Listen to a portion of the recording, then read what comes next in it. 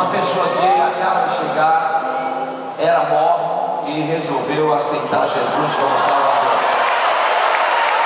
Bênção de Deus. Olha como está chegando, olha aqui. Cadê a alegria de vocês? Mais pessoas descendo. Hoje é o dia. Grandes coisas o Senhor fará aqui. As pessoas chorando. Cadê a alegria de vocês? Glória, glória, glória. Glória a Deus. Aleluia. Vai.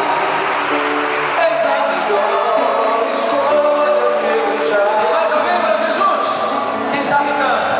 Ah, se antes eu soubesse como é doce te seguir, não deveria. Venha Jesus.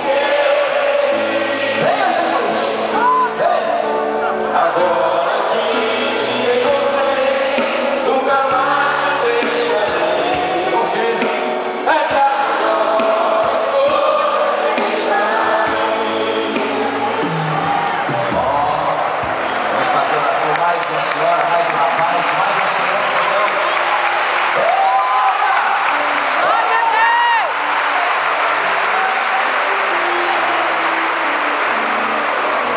Não é hora do apelo. Vamos ouvir a mensagem, mas tem um homem lá em cima. Ele veio hoje para ter um encontro com Cristo, ouviu esse testemunho, sentiu Deus falar com ele, mas não quer descer.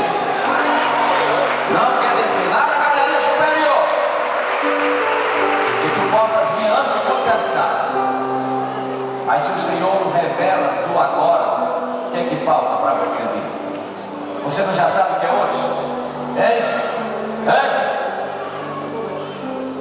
Vamos fazer oração. Se você não quiser vir agora, talvez não dê tempo de vir no final do som.